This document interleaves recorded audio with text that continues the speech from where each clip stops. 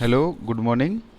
आज अपन डिस्कस करने जा रहे हैं नियोनेटल जॉन्डिस के बारे में, जिसको अपन बोला जाता है हाइपर हो जाता है ब्लड के अंदर बिलिरुबिन की मात्रा। और एक तीसरा नाम भी है इसका, उसको बोला जाता है इक्टेरस नियोनेट्रम। ठीक है, नियोनेटल जॉन्डिस बोल सकते हैं इसको, और इक्टेरस नियोनेट्रम के नाम से भी इसको जाना जाता है। ठीक है, इसके बारे में हम डिस्कस करेंगे। ये high risk condition in newborn, newborn के अंदर ये सबसे हाई रिस्क कंडीशन है नियोनेटल जॉन्डिस।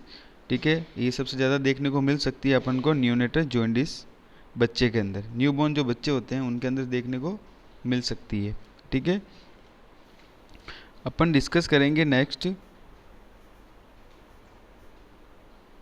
नियोनेटल जॉन्डिस के बारे में। तो इसके अंदर क्या होता है, accumulation of bilirubin in the blood characterized by yellowish discoloration of the skin and tissue।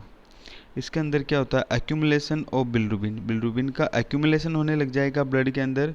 उसकी वजह से क्या होगा, जो स्किन का कलर होता है, जो टिश्यू और स्किन का कलर होता है वो येलोइश डिसकलरेशन हो जाएगा। ठीक है, तो उसको बोला जाता है नियोनेटल जॉन्डिस। ठीक है, तो accumulation of bilirubin in blood characterized by yellowish discoloration of the skin and tissue। जो इसकी नॉर्मल वैल्यू होती है वो होती है normal bilirubin level 1.0 to 1.3 mg पर डीएल इन अडल्ट। ठीक है, 1.0 टू 1.3 mg पर डीएल होती है। इफ़ मोर देन 2 mg पर DL in adult cold jaundice. अगर अपन नॉर्मली बात करें, जैसे अडल्ट की बात करें, तो उसके अंदर जो नॉर्मल वैल्यू होती है वो होती है 1.0 टू 1.3 mg पर डीएल। ठीक है, और जो मोर देन 2 mg पर DL in adult cold jaundice, adult की बात करें, अगर अडल्ट के अंदर अगर 2 mg पर डीएल से अगर ज़्यादा है बिलिरुबिन की मात्रा ब्लड के अंदर, तो ये कंडीशन देखने को अपन को मिल सकती है। ठीक है, तो इसके अंदर क्या हुआ, तो इफ़ मोर देन 2 mg पर DL in adult cold jaundice and new born more than 5 mg पर डीएल इज कोल्ड जॉन्डिस।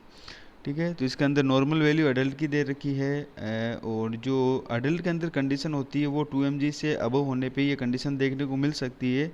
लेकिन जो न्यू बॉर्न होता है बेबी, उसके अंदर and new born more than 5 mg पर डीएल इज कोल्ड जॉन्डिस, बच्चे के अंदर अगर 5 mg से ज़्यादा अगर अपन को बिलिरुबिन की मात्रा ब्लड के अंदर देखने को मिलती है, तो अपन उसको बोलेंगे नियोनेटल जॉन्डिस या इक्टेरस नियोनेट्रम।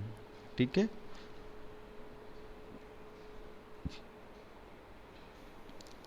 नेक्स्ट बात करते हैं अपन टाइप की।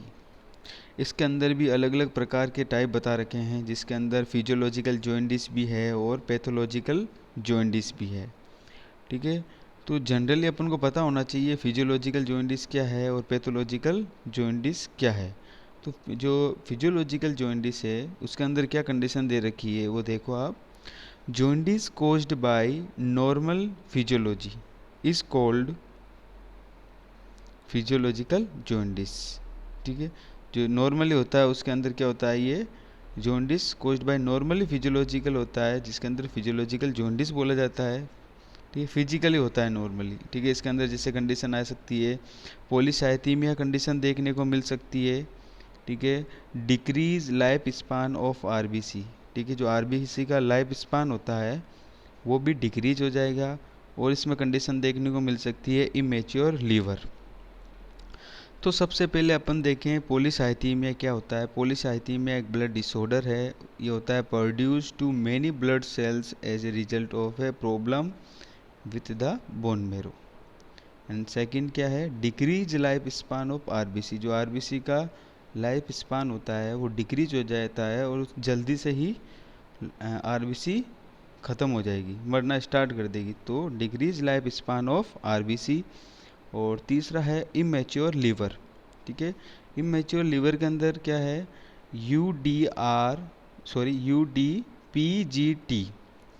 ठीक है, तो इसका फुल फॉर्म है uridine diphosphate glucuronyl transferase is secreted in low amount. ठीक है, इमेच्योर लीवर होगा तो ये जो यूरिडीन डाइफॉस्फेट है ये प्रॉपरली सीक्रेट नहीं होगा। ठीक है, तो उसकी वजह से भी इमेच्योर लीवर की वजह से भी ये कंडीशन देखने को मिल सकती है। नेक्स्ट है करेक्टरिस्टिक्स कि इसके क्या क्या जो फिजियोलॉजिकल जॉइंटिस है उसके क्या क्या करेक्टरिस्टिक्स देखने को मिल सकता है अपन को। तो ये सारी कंडीशन इसके अंदर देखने को मिलेगी। जनरली जो नियोनेटल जॉइंटिस है ये तो चाइल्ड हेल्थ नर्सिंग के अंदर पीडियाट्रिक के अंदर पूछते हैं, लेकिन कंपटीशन के अंदर इसका बहुत ज़्यादा रोल होता है। कंपटीशन के अंदर भी ये बहुत ज़्यादा क्वेश्चंस पूछे जाते हैं इसके अंदर। ठीक है, तो अपन पढ़ रहे थे टाइप ऑफ फिजियोलॉजी के अंदर फिजियोलॉजिकल जॉइंटिस पढ़ रहे थे। तो इसके अंदर हमने पढ़ा polycythaemia, decrease life span of RBC, immature liver, uridine diphosphate glucuronyl transferase is secreted in low amount, उसकी वजह से इमेच्योर लीवर। ये जो एंजाइम है यूरिडीन यूडीआरजीटी जो एंजाइम है ये भी प्रॉपर होना चाहिए। अगर इसकी भी कमी होने लगी तो इमेच्योर लीवर होगा, उसकी वजह से लीवर भी प्रॉपर मैच्योर नहीं होगा। जो लीवर प्रॉपर मैच्योर नहीं होगा तो लीवर के जो भी फंक्शंस है उसके अंदर बहुत ज़्यादा प्रॉब्लम देखने को मिल सकती है। नेक्स्ट है करेक्टरिस्टिक्स की बात करें तो इसके क्या क्या करेक्टरिस्टिक्स हो सकते हैं। तो सबसे पहले इसमें बताया appearance with in 30 to 72 hours but in preterm may appear slightly earlier but never before 24 hours।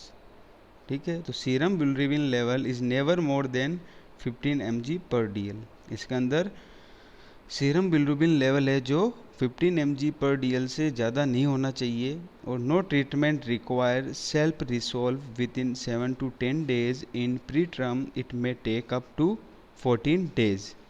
ठीक है, तो सीरम बिलिरुबिन लेवल है जो क्या है इसके अंदर is never more than 15 mg पर DL। 15 mg पर DL से ज़्यादा नहीं होना चाहिए। और no treatment require self resolve within 7 to 10 days in preterm is may take up to 14 days। तो इसमें बता रखा है कि एक तो 15 mg से ज़्यादा नहीं होना चाहिए जो फिजियोलॉजिकल जॉन्डिस के अंदर बताया गया है करेक्टरिस्टिक्स के अंदर। और इसके अंदर बताया नो ट्रीटमेंट रिक्वायर, मतलब इसके अंदर ट्रीटमेंट रिक्वायर नहीं है। ये रिसॉल्व सेल्फ रिसॉल्व हो सकता है। अगर टर्म बेबी है तो 7 to 10 days के अंदर रिसॉल्व हो जाएगा। और अगर प्री टर्म बेबी है तो मैं टेक अप टू 14 days के अंदर ये ऑटोमेटिकली रिसॉल्व हो जाएगा। ठीक है, तो ये सारी कंडीशन इसके अंदर है। और बात करें अपन सेकंड अगर बात करें पैथोलॉजिकल जॉइंटिस की, तो पैथोलॉजिकल जॉइंटिस क्या है? The jaundice caused by any disease is called pathological jaundice. ठीक है, अगर किसी डिजीज़ की वजह से कोई कंडीशन आ रही है पैथोलॉजिकल जॉइंटिस कहलाता है। ठीक है, तो उसके अंदर तो क्या था, jaundice caused by normal physically या फिजियोलॉजी इस कोज्ड बाय फिजियोलॉजिकल जॉइंटिस, जो नॉर्मली हो रहा है और ये हो रहा है पैथोलॉजी, मतलब किसी डिजीज की वजह से अगर कोई कंडीशन देखने को मिल रही है इसके अंदर बिलिरुबिन की तो बोला जाता है पैथोलॉजिकल जॉइंटिस। तो jaundice caused by any disease is called pathological jaundice.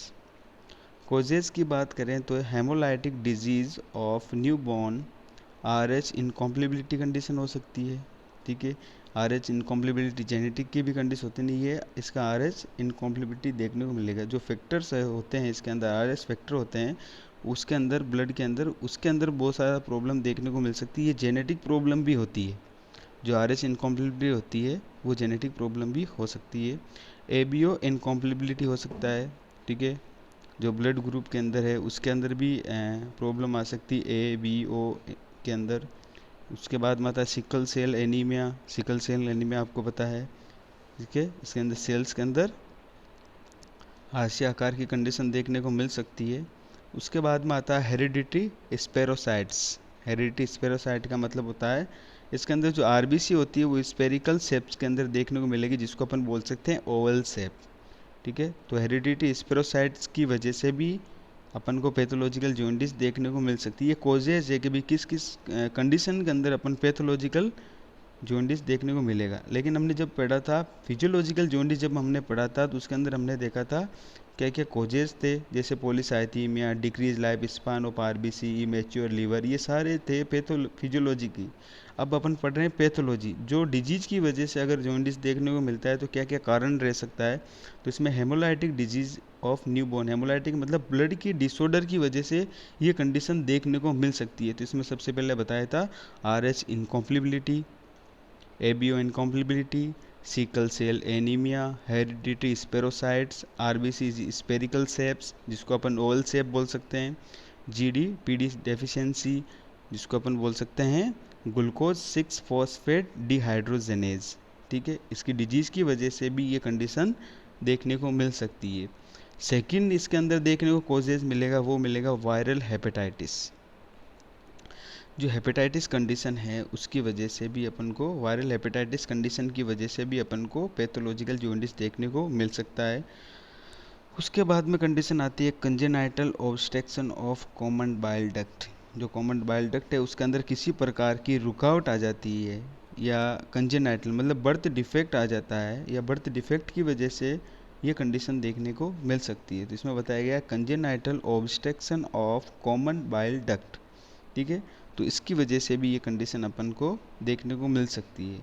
तो ये नियोनेटल जॉन्डिस, इसका दूसरा नाम था इक्टेरस नियोनेट्रम। ये एग्जाम में पूछा जाता है, इक्टेरस नियोनेट्रम और नियोनेटल जॉन्डिस सेम है, कंफ्यूज मत होना। ठीक है, और हाइपर बिलिरुबिन की मात्रा भी अगर हाइपर बिलिरुबिन के नाम से भी पूछा जाता है ब्लड के अंदर तो भी वही सेम है। ठीक है, तो ये इसके कोजेस थे पैथोलॉजी जॉन्डिस के, hemolytic disease of newborn, viral hepatitis, congenital obstruction of common bile duct. ठीक है, नेक्स्ट अपन बात करते हैं पैथोलॉजिकल जॉन्डिस के करेक्टरिस्टिक्स की बात करें तो इसके अंदर बताया गया है appear with in first 24 horse after birth. ठीक है, ये कब अपीयर होगा? Appear with in first 24 horse after birth, मतलब जब बच्चा जन्म लेता है, बर्थ होता है उसका, उसके 24 हॉर्स के अंदर ये पैथोलॉजिकल जॉन्डिस देखने को मिल सकता है। इसके अंदर क्या होता है, बिलिरुबिन लेवल में भी मोर देन 20 mg/dl। ठीक है, लेकिन जब हमने पढ़ा था फिजियोलॉजिकल जॉन्डिस के अंदर क्या था, serum bilirubin level is never more than 15 mg/dl और रिसोल्व हो रहा था, मतलब उसके ट्रीटमेंट की ज़रूरत नहीं थी। लेकिन इसके अंदर क्या है, appear with in first 24 hours after birth bilirubin level में भी मोर देन 20 mg/dl। जो बिलिरुबिन लेवल है वो में भी मोर देन हो जाएगा 20 mg/dl। Treatment is always require, इसके अंदर ट्रीटमेंट की भी ज़रूरत है। ठीक है, तो इसके अंदर कंडीशन क्या थी, appear with in first 24 hours after birth bilirubin level में भी मोर than 20 mg/dl, treatment is always require. इसके अंदर ट्रीटमेंट की ज़रूरत होती है। जो किसी डिजीज़ की वजह से अगर पैथोलॉजिकल जॉन्डिस देखने को मिलता है तो उसको बोला जाता है, उसको मतलब रिक्वायर होती है ट्रीटमेंट की। लेकिन जो फिजियोलॉजिकल जॉन्डिस है उसको ट्रीटमेंट की रिक्वायर नहीं होती है। टर्म के अंदर 7 to 10 डेज के अंदर ऑटोमेटिकली रिसोल्व हो जाएगा, और 14 डेज जो प्री टर्म बेबी है वो रिसोल्व कर देगा। लेकिन इसके अंदर क्या है, ट्रीटमेंट इज़ ऑलवेज रिक्वायर। ठीक है, तो इसके अंदर ट्रीटमेंट का ज़रूरत होता है।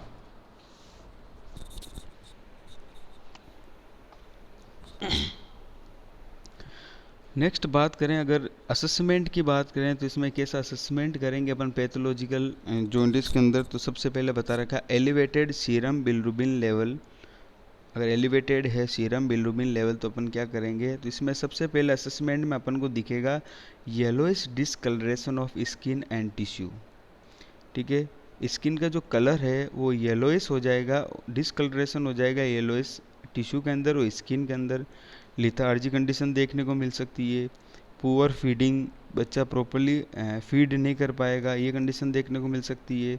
If bilirubin level is more than 20 mg/dl, it can cross blood-brain barrier and cause bilirubin encephalopathy condition भी देखने को मिल सकती है। अगर ब्लड ब्रेन बैरियर क्रॉस कर रहा है तो ये कंडीशन देखने को मिल सकती है, उसकी वजह से कर्निक कंडीशन भी देखने को मिल सकती है। अगर ब्लड ब्रेन बैरियर क्रॉस कर रहा है तो कर्निक कंडीशन देखने को, encephalopathy also known as kernicterus. ठीक है, तो असेसमेंट के अंदर elevated serum bilirubin level, yellowish discolouration of skin and tissue, lethargy, poor feeding. If bilirubin level is more than 20 mg/dl, it can cross blood brain barrier and cause bilirubin encephalopathy also known as kernicterus. ठीक है, तो ये condition सारी इसके अंदर assessment करना है। ठीक है, अगर more than 20 mg/dl, it can cross blood brain barrier and cause bilirubin and encephalopathy also known as kernicterus. Next अपन बात करते हैं डायग्नोसिस की बात करें तो डायग्नोसिस के अंदर अपन अगर फिजिकल एग्जामिनेशन के अनुसार अगर पूरा इंडेक्स देखते हैं तो इसमें बताया गया है कि भाई किस प्रकार अगर बिल्रुबिन की मात्रा ब्लड के अंदर बढ़ती है तो किस प्रकार चेंजेस मिल सकता है, किस प्रकार डिसकलरेशन देखने को मिलेगा, किस प्रकार अपन के बॉडी के अंदर चेंजेस मिलेगा कलर के अंदर। तो इसमें सबसे पहले बताया है डायग्नोसिस के अंदर फिजिकल एग्जामिनेशन के अंदर एक कर्मर इंडेक्स बताया गया है। कर्मर इंडेक्स के अंदर टोटली शुरू से जब बढ़ रहा होता है जो बिल्रुबिन और एंड तक बताया गया है। तो फिजियोलॉजिकल एग्जामिनेशन के अंदर कर्मर इंडेक्स में 5 mg/dl अगर है ब्लड की अगर बात करें तो ब्लड के अंदर इसके अंदर टेस्ट किया जाता है। इसके अंदर टोटली अपन इन ग्राम इक्ट्रोमीटर होता है, इन ग्राम इक्ट्रोमीटर की वजह से अपन चेक कर सकते हैं सीरम बिल्रुबिन लेवल। तो इसमें सबसे पहले बताया है डायग्नोसिस में फिजिकल एग्जामिनेशन में कर्मर इंडेक्स 5 mg/dl अगर देखने को मिलता है ब्लड के अंदर तो फेस अपन को येलोइश कलर का दिखेगा। अगर 10 mg/dl देखने को मिलता है अपन को ब्लड के अंदर बिल्रुबिन की मात्रा तो अम्लाइकस तक अगर अपन को येलोइश कंडीशन देखने को मिल सकती है। लेकिन इसमें बता रखा है कि अगर 5 mg है तो फेस तक कवर कर लेगा, 10 mg/dl है तो अम्लाइकस तक येलोइश कंडीशन देखने को मिल सकती है। अगर 12 mg/dl है तो मिड थाई तक अपन को येलोइश कंडीशन देखने को मिल सकती है। और 15 mg/dl है तो एंकल एंड रिस्ट तक भी अपन को कंडीशन देखने को मिल सकती है, येलोइश डिस्कलरेशन देखने को मिल सकती है। अगर मोर देन 15 mg/dl है तो पाम एंड सोल भी इसके अंदर इंक्लूड हो जाएंगे। जैसे जैसे ये कंडीशन अगर बढ़ती जाती है वैसे वैसे अपन को येलोइश बॉडी के अंदर हेड टू टो तक देखने को मिल सकता है। तो टोटली अपन क्या करते हैं इसके अंदर फिजिकल एग्जामिनेशन के अंदर अपन को कर्मर इंडेक्स अगर पता है तो अपन टोटली उसका एग्जामिनेशन करके फिजिकली पता लगा सकते हैं कि भाई इसको कितना बिल्रुबिन की मात्रा ब्लड के अंदर लगभग हो सकती है, एक आइडिया लगा सकते हैं। और इसके अंदर बताया गया है जो इनग्राम इक्ट्रोमीटर है उसकी वजह से, एक मीटर है उसकी वजह से, एक चिप टाइप का होता है उसकी वजह से अपन चेक कर सकते हैं कि ब्लड के अंदर कितना बिल्रुबिन की मात्रा है। उसके बाद में सीरम बिल्रुबिन आ गया। नेक्स्ट बात करते हैं अपन मैनेजमेंट की। मैनेजमेंट की बात करें तो 3 ऑप्शन फॉर ट्रीटमेंट के लिए बताया गया है। जैसे सबसे पहले अगर जॉइंटिस कंडीशन हो तो सबसे पहले 3 प्रकार के मैनेजमेंट दे रखा है। सबसे पहले होता है फोटोथेरेपी, सेकंड है एक्सचेंज ब्लड ट्रांसफ्यूजन और तीसरा दे रखा है इसके अंदर ड्रग थेरेपी। ठीक है, फोटोथेरेपी, एक्सचेंज ब्लड ट्रांसफ्यूजन और ड्रग थेरेपी 3 प्रकार की वजह से अपन को ये कंडीशन देखने को मिल सकती है। मतलब इस 3 प्रकार के अपन मैनेजमेंट दे सकते हैं। तो सबसे पहले जो कंडीशन है वो है फोटोथेरेपी। मतलब मैनेजमेंट में फोटोथेरेपी सबसे अहम बताया गया है। पहले in this therapy highly used to convert unconjugated bilirubin into the कोगुलेटेड बिल्रुबिन। फोटोथेरेपी से अपन क्या कर सकते हैं, जो कोगुलेटेड बिल्रुबिन होता है उसको अपन फोटो की वेव्स की वजह से अपन कन्वर्ट कर सकते हैं अनकोगुलेटेड बिल्रुबिन इनटू द कंजुगेटेड बिल्रुबिन। ठीक है, इस तरह से अपन उसको कन्वर्ट कर सकते हैं अनकंजुगेटेड बिल्रुबिन से कंजुगेटेड बिल्रुबिन। नेक्स्ट आता है blue and white light can be use. जो इसके अंदर सबसे ज़्यादा जो लाइट यूज़ आती है वो आती है ब्लू एंड वाइट कलर की अपन लाइट यूज़ करते हैं। नेक्स्ट है वेव लेंथ। एंड अगर वेव लेंथ की बात करें तो 420 से अपन 600 nm तक अपन इसकी जो वेव लेंथ है वो रख सकते हैं। तो इसमें टोटली अपन बात करें blue and white light can be used wave length 420 से 600 nm तक रख सकते हैं। डिस्टेंस की बात करें तो जो फोटोथेरेपी और जो बेबी के बीच का डिस्टेंस होता है वो टोटली डिस्टेंस होता है 45 सेंटीमीटर का। 45 सेंटीमीटर बोल सकते हैं या 18 इंच बोल सकते हैं उसको। ठीक है, तो 40 ये एक एग्जाम में बहुत बार पूछा जाता है। इसका वेव लेंथ भी पूछा जाता है और इसका डिस्टेंस है वो भी पूछा जाता है। एग्जाम के अंदर कंफ्यूज भी कर सकता है क्योंकि सेंटीमीटर में भी और इंच में भी पूछ सकते हैं। तो जो डिस्टेंस है वो होता है 45 सेंटीमीटर और 18 इंच। ठीक है। नेक्स्ट अपन बात करें, ठीक है, अगर फोटोथेरेपी में देखना है यहाँ पे जो अनकोगुलेटेड नहीं अनकंजुगेटेड आएगा, ठीक है, अनकंजुगेटेड बिलिरुबिन से अनकंजुगेटेड बिलिरुबिन के अंदर अनकंजुगेटेड बिलिरुबिन से कंजुगेटेड बिलिरुबिन के अंदर कन्वर्ट करेगा। ये तो मिसप्रिंट हो रखा है, अनकोगुलेटेड नहीं आएगा, इसके अंदर अनकंजुगेटेड आएगा। ठीक है। नेक्स्ट आता है blue and white light can be used, wavelength हो गया और डिस्टेंस हो गया। अब नेक्स्ट बात करते हैं अपन कॉम्प्लिकेशन की बात करें तो कॉम्प्लिकेशन के अंदर डिहाइड्रेशन कंडीशन देखने को मिल सकती है अपन को, सेप्टिक शॉक कंडीशन देखने को मिलेगा। मतलब इसकी फोटोथेरेपी के क्या क्या कॉम्प्लेक्स हो सकते हैं, dehydration, septic shock, bronze baby syndrome भी कंडीशन अपन को देखने को मिल सकती है। It occur due to accumulation of photo degradation product under the skin. ठीक है। Is the dark grey brown pigmentation हो जाता है स्किन पे। ब्रोंज बेबी सिंड्रोम बहुत बार कंपटीशन के अंदर पूछा जाता है, ब्रोंज बेबी सिंड्रोम क्या होता है। तो ब्रोंज बेबी सिंड्रोम क्या होता है, लाइट की वजह से ये कॉम्प्लिकेशन देखने को मिल सकता है, जो फोटोथेरेपी से लाइट दी जाती है जो ब्लू और वाइट है उसकी वजह से ये कंडीशन देखने को मिल सकती है। जो ब्रोंज बेबी सिंड्रोम है इसके अंदर क्या होगा, इस the dark grey brown pigmentation हो सकता है लाइट की वजह से स्किन पे। ठीक है, तो उसको बोला जाता है bronze baby syndrome. It occur due to the accumulation of photo degradation product under the skin. Next बात करते हैं अपन नर्सिंग रेस्पॉन्सिबिलिटी की बात करें तो नर्सिंग रेस्पॉन्सिबिलिटी में सबसे पहला है cover the I and genital area. ठीक है, कवर करते हैं अपन आइज़ को एंड जेनाइटल एरिया को कवर करते हैं। ठीक है, यहाँ अल्सर वाली कंडीशन देखने को मिल सकती है आइज़ के अंदर।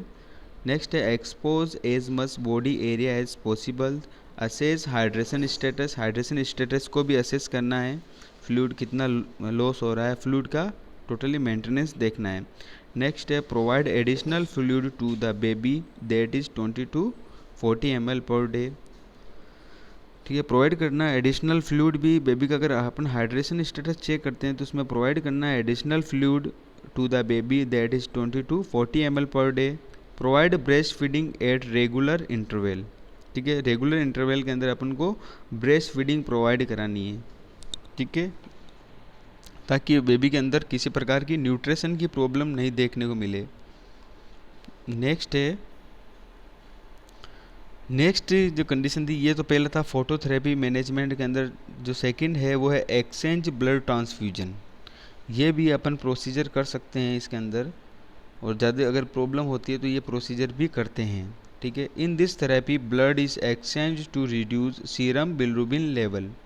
इस थेरेपी के अंदर ब्लड के अंदर एक्सचेंज करते हैं ब्लड को और रिड्यूस करते हैं सीरम बिलिरुबिन लेवल होता है उसको रिड्यूस करते हैं। बार बार अपन क्या करते हैं इसके अंदर ब्लड ट्रांसफ्यूजन को बार बार करेंगे, जिसके अंदर ब्लड के अंदर ज़्यादा बिलिरुबिन होगी उसको रिमूव कर देंगे और न्यू ट्रांसफ्यूजन करेंगे ब्लड का। इससे एक्सचेंज ब्लड ट्रांसफ्यूजन बोलते हैं। ब्लड यूज़ करेंगे अपन 160 to 180 ml पर केजी।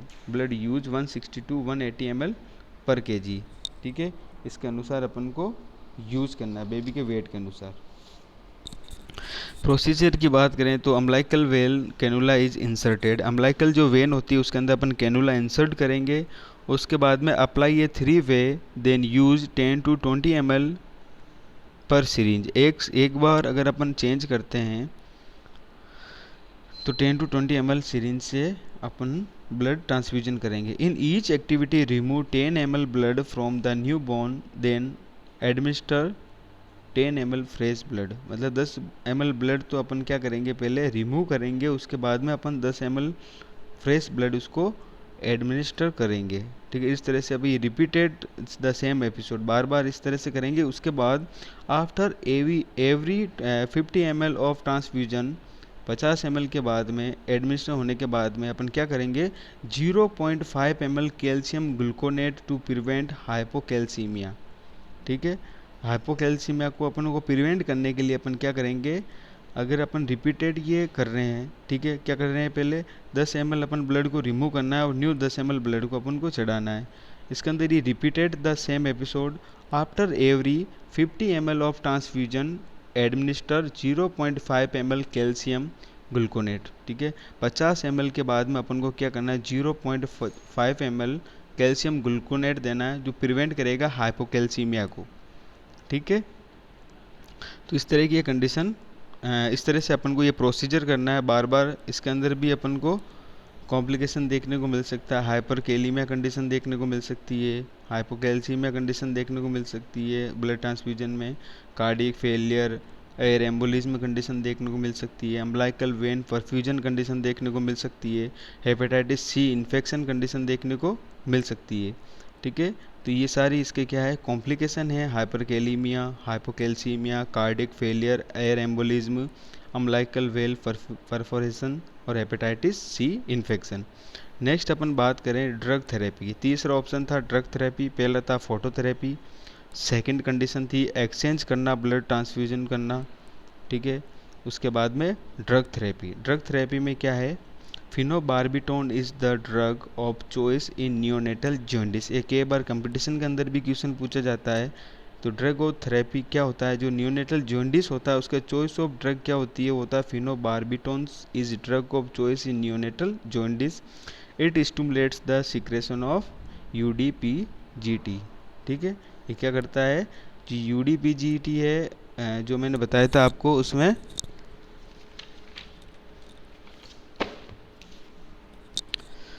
जो एंजाइम होता है UDPGT, uridine diphosphate glucuronyl transferase, is secrete in, normal level में अगर सिक्रेट करने लग जाए, स्टिमुलेट होने लग जाए सिक्रेशन, इसलिए अपन को इसको यूज करते हैं ताकि इमेच्योर लिवर ना रहे, ठीक है।